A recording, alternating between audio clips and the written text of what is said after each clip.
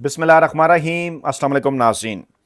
रावलपिंडी में पाकिस्तान की मुसल्लह अफवाज के जनरल हेडक्वार्टर्स में 275वीं core commander conference field marshal Asim Munir साहब की सरबराही में मुनक्किद हुई और इस अहम तरीन कोर कमांडर कॉन्फ्रेंस में जहां मुल्क की खारजी और दाखिली सूरत हाल का जायजा लिया गया, वहां एक मरतबा फिर तरकीब इस्तेमाल हुई बुनियाने मरसूस की। और इसका जिक्र एक उस कॉन्टेक्स्ट में हुआ कि गुज़श्ता बरस मई के महीने में पाकिस्तान ने भारत की झारियत के जवाब में जब भारत के खिलाफ ऑपरेशन लॉन्च किया तो उसको नाम दिया बुनियाने मरसूस का, जिसके तहत भारत में मौजूद भारतीय मुतअद्दिद अहदाफ को निशाना बनाया गया। बुनियाने मरसूस एक अरबी तरकीब है जो कुरान मजीद में सूरह सफ में इस्तेमाल हुई। जब इस हवाले से कुछ मजीद तहकीकात की आपके इस मजदूर सहाफ़ी ने, तो कुछ इंतहाई सनसनीखेज इंकशाफात इस हवाले से सामने आए कि पाकिस्तान में कैसे और क्यों कर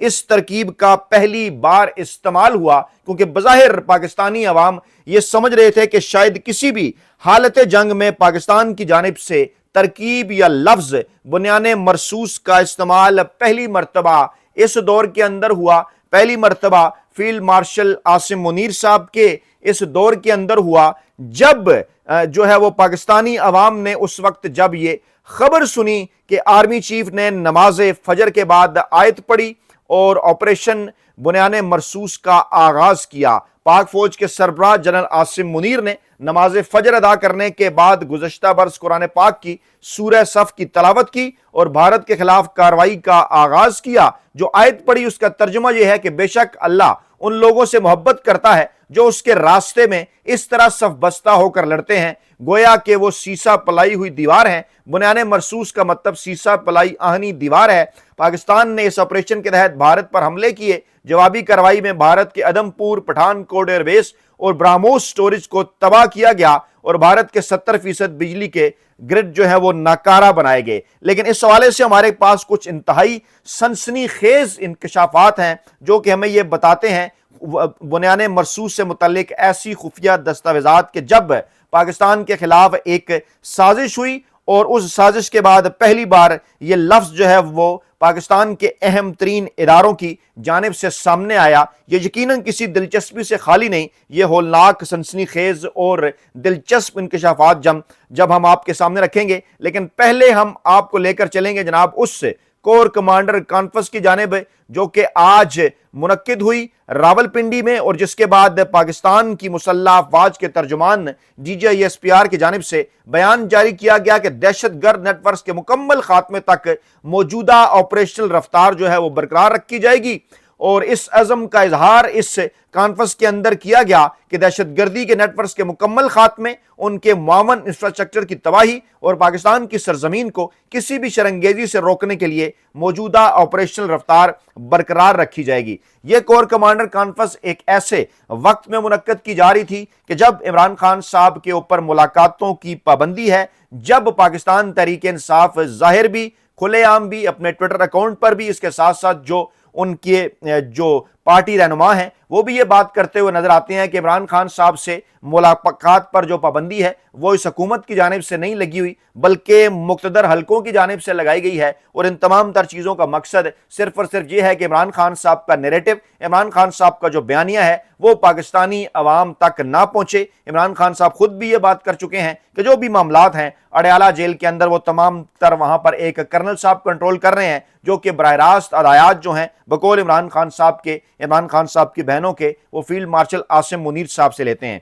इसके ऊपर मजीद रोशनी डालते हैं। लेकिन आज जब ये core commander conference field marshal Asim Munir साहब की ज़ेर सदारत 275वीं कोर कमांडर कॉन्फ्रेंस जब मुनक्किद हुई तो इसमें जो है वो मुसल्लह अफवाज के वो बहादुर सिपाही जिन्होंने जानों का नजराना पेश किया और साथ साथ शहरी उनको खराज अकीदत पेश किया गया। आर्मी चीफ और chief of defence forces Asim Munir साहब ने पाकिस्तान की मुसल्लह अफवाज की तैयारी, पेशावराना महारत और जंगी सलाहियतों पर इत्मीनान का इजहार किया। कोर कमांडर कॉन्फ्रेंस में कहा गया कि अफगान तालिबान रजीम हालिया दिनों में एक मुसलसल प्रोपेगेंडा के तहत पाकिस्तान पर अफगानिस्तान के अंदर शहरियों को निशाना बनाने का झूठा इल्जाम लगा रहा है। यह गुमराहकुन बयानिया अफगान तालिबान रजीम की एक मुनज़्ज़म डिस इंफॉर्मेशन मुहिम का हिस्सा है जिसका मकसद अपनी अंदरूनी नाकामियों से तवज्जो हटाना और खुद को मजलूम पेश करने का ड्रामा रचाना है। فورم میں یہ بھی کہا گیا کہ پاکستان ان بے بنیاد الزامات کو واضح طور پر مسترد کرتا ہے اور واضح کرتا ہے کہ ہماری دفاعی کارروائیاں صرف دراندازوں، دہشت گردوں کے ٹھکانوں اور معاون انفراسٹرکچر کے خلاف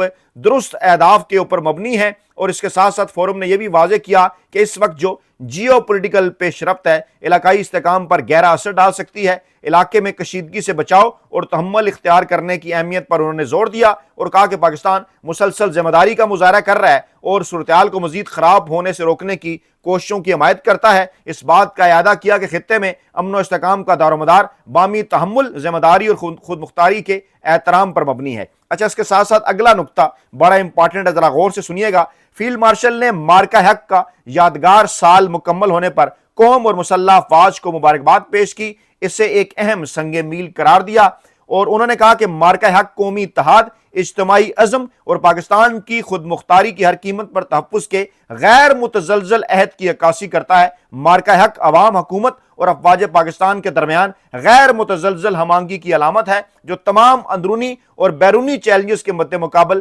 بنیان مرصوص کی مانند یکجا کھڑی ہے۔ اس کور کمانڈر کانفرنس کے بعد جو بیان جاری ہوا وہ جس جگہ پر ختم ہو رہا ہے آخری جملے پر، اس آخری جملے میں ایک بار پھر یہ لفظ استعمال کیا گیا کہ اس وقت جو پاکستانی قوم کی ہم آہنگی ہے یا جو پاکستانی عوام، پاکستانی حکومت، افواج پاکستان ہے، وہ اندرونی اور بیرونی چیلنجز کے مد مقابل بنیان مرصوص کی مانند یکجا کھڑی ہیں۔ بیرونی چیلنج تو ہمیں پتہ ہے کس کا ہے، بھارت کا ہے، افغانستان کا ہے، دیگر ممالک کا ہے۔ اندرونی چیلنجز سے کیا مراد ہے اس کے اوپر آپ بھی یقینی طور پر روشنی ڈال سکتے ہیں، لیکن جب ہم نے اس حوالے سے تھوڑی ریسرچ کی تو انتہائی حیرت انگیز انکشافات جو ہیں وہ ہمارے سامنے آئے جو کسی صورت آپ کے لیے دلچسپی سے خالی نہ ہوں گے۔ آپ کو پتہ ہے کہ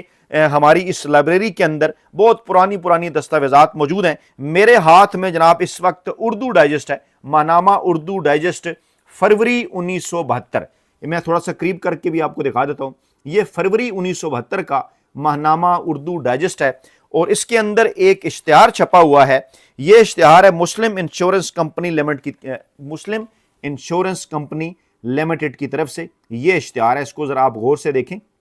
یہ اردو ڈائجسٹ میں جو ہی آپ اس کا ٹائٹل جو ہے وہ پہلا ورق اس کا پلٹتے ہیں، پہلے ہی صفحے کے ٹائٹل جو ہی پلٹتے ہیں پہلے ہی صفحے کے اوپر یہ اشتہار ہے۔ اس سے ذرا غور سے دیکھیے، میں نے ہائی لائٹ بھی کیا ہوا ہے۔ اچھا، وقت یہ ہے کہ جناب یہ دسمبر 1971 میں جب پاکستان کو بھارت کے مقابلے میں بظاہر شکست ہی کا سامنا کرنا پڑا، مشرقی پاکستان ٹوٹ گیا، مشرقی پاکستان ہم سے علیحدہ ہو گیا۔ اسے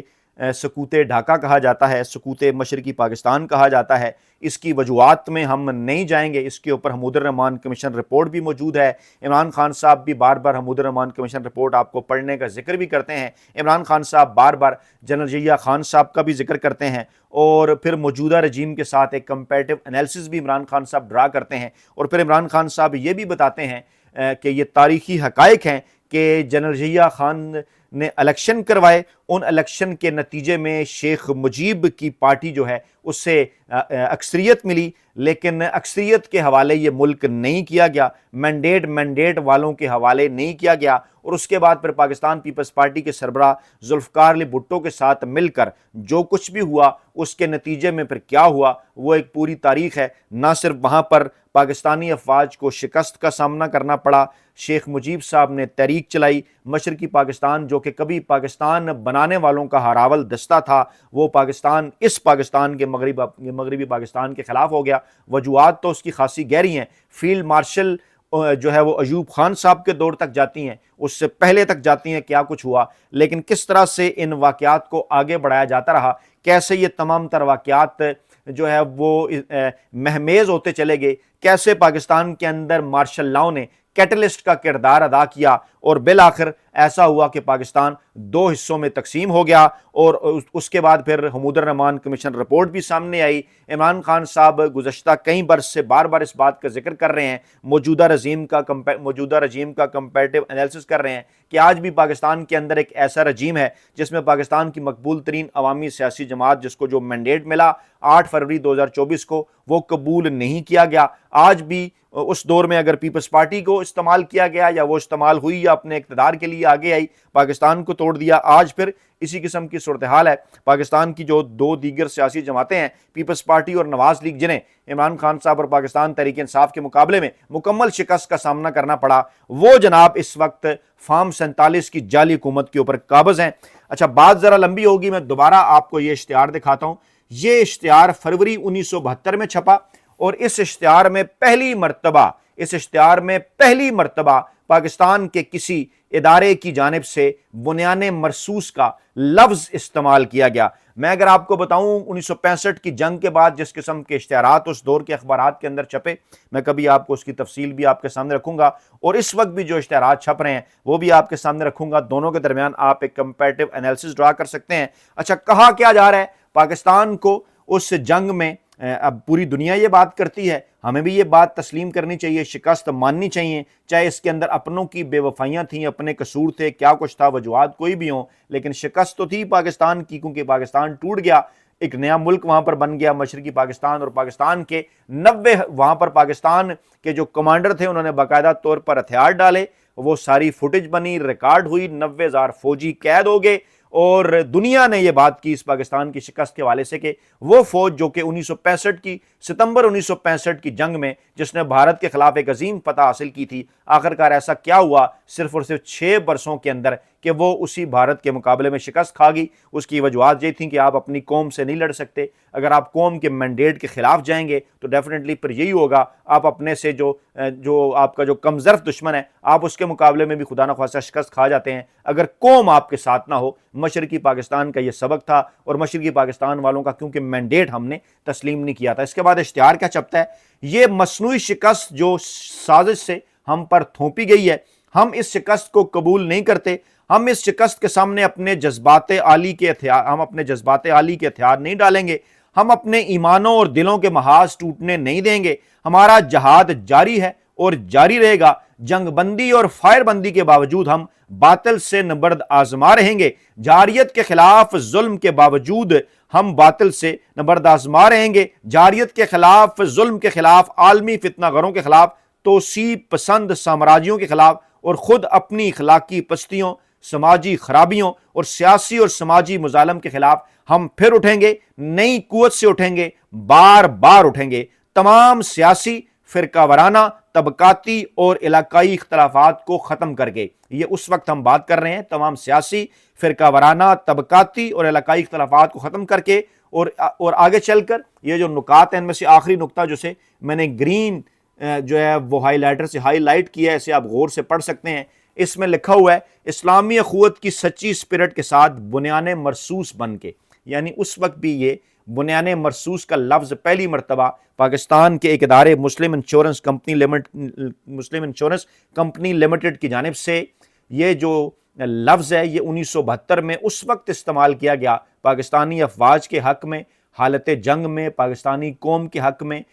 دسمبر 1971 میں پاکستان ٹوٹنے کے بعد پہلی مرتبہ یہ لفظ جو ہے وہ استعمال کیا گیا۔ آگے چل کر یہ اشتہار کہتا ہے تاکہ مشرقی پاکستان کا بچہ آزاد متحدہ پاکستان کی فضا میں سانس لے سکے، یعنی ہم اس وقت تک یہ جنگ جاری رکھیں گے، اسلامی اخوت کی سچی اسپرٹ کے ساتھ بنیان مرصوص بن کے مشرقی پاکستان کا بچہ آزاد متحدہ پاکستان کی فضا میں سانس لے سکے، سالمیت پاکستان کو تباہ کرنے کی سازش کی تمام کڑیاں ٹوٹ جائیں۔ یعنی یہ تسلیم کیا جا رہا ہے کہ پاکستان کو ایک تباہ کرنے کی سازش ہوئی تھی۔ اس سازش میں کون کون شامل تھا؟ اگر اس سازش کے اندر بھارت شامل تھا تو کیا اس سازش کے اندر وہ اپنے شامل نہیں تھے جنہوں نے اس وقت پاکستان کی عوام کا مینڈیٹ تسلیم نہ کیا، چاہے وہ ذوالفقار علی بھٹو صاحب ہوں، چاہے وہ جنرل یحییٰ ہوں، اور چاہے وہ پھر شیخ مجیب صاحب کا کردار ہو، کیونکہ مینڈیٹ تو بہرحال انہیں ملا تھا۔ مینڈیٹ نہ تسلیم کرنے والوں میں جنرل یحییٰ خان صاحب تھے، اور پیپلز پارٹی کے جو اس وقت کے سربراہ تھے ذوالفقار علی بھٹو،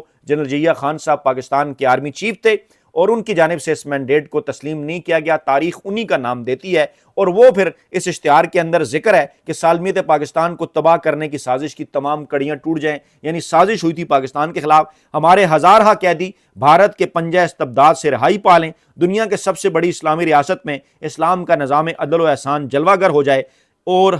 اور ہمارے دشمنوں میں ہمت باقی نہ رہے کہ وہ ہمارے معاملات میں دخل دے سکیں۔ یعنی آج سے 28 اور 26 یہ 54 برس پہلے جب عمران خان صاحب بھی جوان تھے، جب پاکستان کے موجودہ فیلڈ مارشل عاصم منیر صاحب بھی اپنے لڑکپن میں تھے، بچپن میں تھے، 54 برس پہلے کی یہ بات ہے۔ اس وقت پہلی مرتبہ پاکستان کے اداروں کی جانب سے بنیان مرصوص کا لفظ استعمال کیا گیا، اور آج ایک بار پھر جب آپریشن بنیان مرصوص کا لفظ استعمال کیا جا رہا ہے تو کچھ سوالات اٹھتے ہیں کہ اس وقت سے لے کے آج تک ہم نے اپنے ماضی سے کیا سبق سیکھا ہے، اس وقت سے لے کے آج تک جو پاکستان کے خلاف سازشیں ہوئیں، اس وقت سے لے کے آج تک جو پاکستانی عوام کے مینڈیٹ پر ڈاکہ ڈلتا رہا، ان تمام تر چیزوں سے ہم نے کیا سبق سیکھا ہے۔ اس حوالے سے فیڈ بیک میں آپ کے قیمتی کمنٹس کا انتظار رہے گا، اور یہ سوال بھی پوچھا جائے گا کہ کیا وجہ ہے کہ آج 1972 میں جو ترکیب استعمال کی گئی بنیان مرصوص، آج ایک بار پھر اس ترکیب کا استعمال کیا گیا۔ اپنا بہت خیال رکھیے گا، دعاؤں میں یاد رکھیے گا۔ نئی ویڈیو کے ساتھ جلد حاضر ہوں گے۔ اللہ نگہبان۔